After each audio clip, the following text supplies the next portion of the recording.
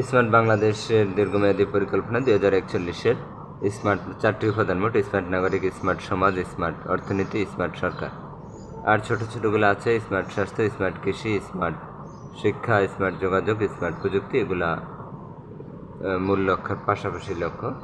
প্রথম দীর্ঘমেয়াদী পরিকল্পনা ভিশন 2021কে ডিজিটাল বাংলাদেশ নামে দেশের সবার কাছে পৌঁছে দেওয়া হয়েছে। সর্বস্তরের জনসাধারণ সরাসরি বেসরকারি প্রতিষ্ঠানের স্লোগানে যুক্ত এবং কার্যকরিতা বাস্তবায়ন পেয়েছে।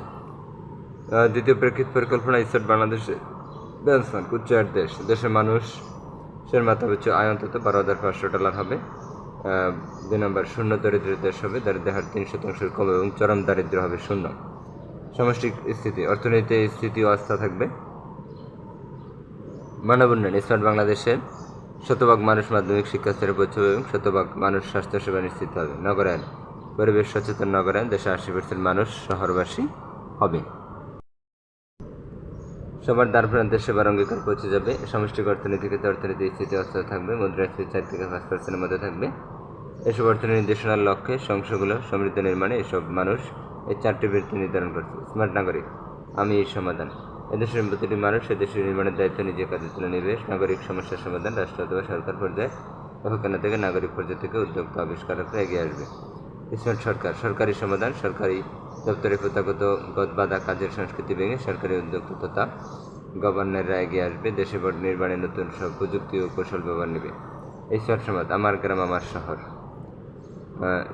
আমার গ্রাম আমার শহর, এটার স্মার্ট সমাজের মূল স্লোগান আমার গ্রাম আমার শহর। যেখানে কেউ বাদ পড়বে না উন্নয়ন অংশীদারিত্ব থেকে। সবাই এটি মানসম্পন্ন জীবনে নিশ্চিত হবে। শহরের সকল সুবিধা গ্রামে পাবে। এটাই আমার গ্রাম আমার শহর প্রযুক্তি।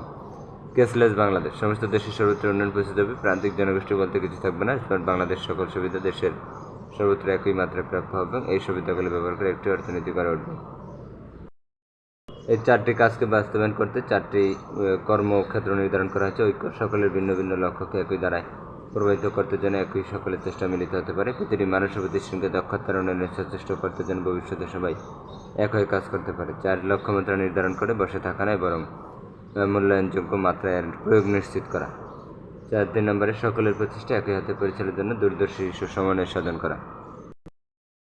স্মার্ট এনাবেলিং টেকনোলজি 5G, পঞ্চম প্রজন্মের উচ্চ গতিসম্পন্ন মোবাইল নেটওয়ার্ক 5G নামে পরিচিত। পূর্বের তুলনায় 100 গুণ বেশি গতিসম্পন্ন এই নেটওয়ার্ক। প্রথম প্রজন্ম 1979 সুবিধা, দ্বিতীয় প্রজন্ম 1991 আর সুবিধা কল ডেটা টেক্সট মেসেজিং, তৃতীয় প্রজন্ম 1998 সুবিধা অ্যাপ ভিত্তিক ব্রাউজিং, চতুর্থ প্রজন্ম আইপি ভিত্তিক ব্রাউজিং ও ভিডিও কলিং, পঞ্চম প্রজন্ম 2019 সুবিধা বাস্তব জীবনে ব্যবহার ক্ষেত্র বৃদ্ধি। কল লেটেন্সি দ্রুতগতি, আইপি ভিত্তিক প্রোটোকল, সত্যিকার mobile broadband, voice and data mobile broadband, voice digital স্ট্যান্ডার্ডের জন্য ডিজাইন করা, মৌলিক ভয়েস পরিষেবা অ্যানালগ ভিত্তিক। 12 ডিসেম্বর 2021 স্মার্ট বাংলাদেশ দিবসে 5G যুগে প্রবেশ করে বাংলাদেশ উচ্চ বিনিয়োগ ও অবকাঠামোগত সক্ষমতা অর্জন প্রয়োজন। বিদায় দেশব্যাপী এখনও বক্তা পর্যায়ে 5G নেটওয়ার্ক পৌঁছে দেওয়া যায়নি। IoT, internet of things, 5G প্রযুক্তির সাথে সমানতালে উচ্চারিত হয় ইন্টারনেট অফ থিংসের কথা। পঞ্চম প্রজন্মের উচ্চ গতিসম্পন্ন ইন্টারনেট ব্যবহার করে নিত্য ব্যবহার্য সকল যন্ত্রপাতির মধ্যে যোগাযোগের ধারণা IoT। 5G নেটওয়ার্ক সেবা শুরু হলে টিভি চ্যানেলগুলো দেখার জন্য বিশেষ প্রয়োজন হবে না।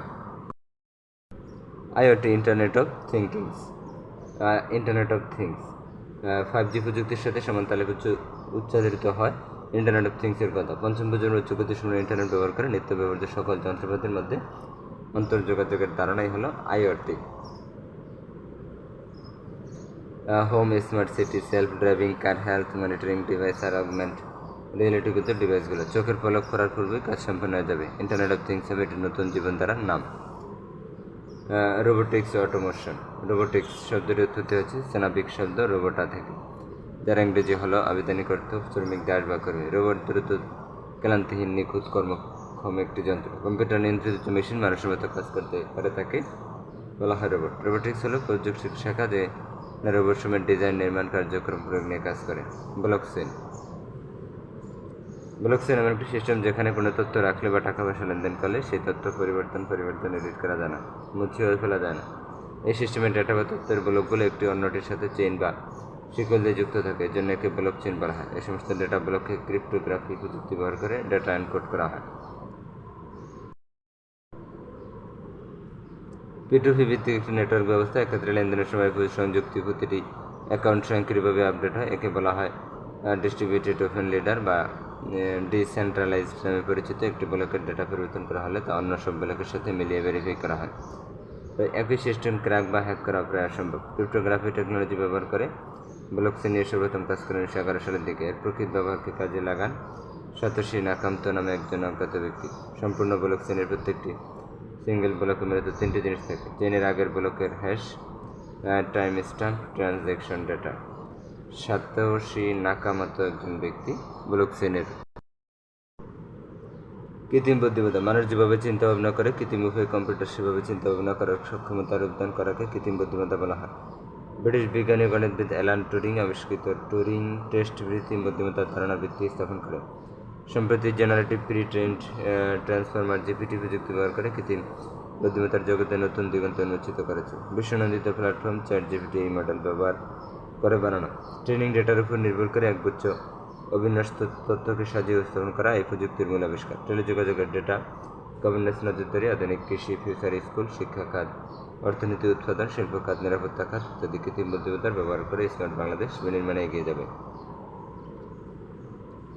Big data analytics. Big data বলতে এক কথায় বোঝায় অনেক বড় ডেটা যা আমাদের ব্যবহৃত সাধারণ কম্পিউটারতে অ্যানালিটিক্স করা সম্ভব নয়। যেমন কোনো দেশের জিওগ্রাফিক্যাল ম্যাপ কিংবা এই দেশের সমস্ত প্রযুক্তির ফুটেজ ডেটাবেস টেরাবাইট এককে গণনা করা দুঃসাধ্য। তাই এই ধরনের ইনফরমেশন অ্যানালাইজ করতে উন্নত মানের কম্পিউটার প্রযুক্তি দরকার পড়ে। বিগ ডেটা অ্যানালিটিক্সের মাধ্যমে পরে পরিকল্পনা বাস্তবায়ন সম্ভব, যা স্মার্ট বাংলাদেশ গড়ে তুলতে অগ্রণী ভূমিকা রাখবে।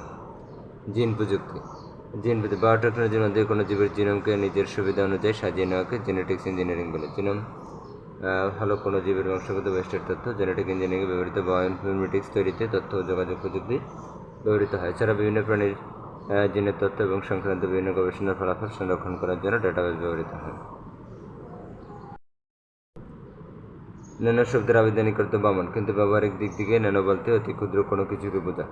অর্থাৎ ন্যানো প্রযুক্তি হলো পরমাণুবিদ বা আণবিক স্কেলে অতি ক্ষুদ্র ডিভাইস তৈরির জন্য ধাতব বস্তুকে সুনিপুণভাবে কাজে লাগানোর বিজ্ঞান। আমেরিকান পদার্থবিদ রিচার্ড ফাইনম্যানকে ন্যানো প্রযুক্তির জনক বলা হয়। 1 ন্যানোমিটার 10^9 মিটার। ন্যানো টেকনোলজি যেমন ন্যানো টিউব, ন্যানো পার্টিকেল ইত্যাদি দ্বারা উৎপাদিত পণ্য মজুদ, টেকসই, স্থায়ী আকারে ছোট, ওজনে হালকা হয়। এছাড়া nano transistor, nano diode, plasma display ইত্যাদি এই বিপ্লব পরিবর্তন আনছে।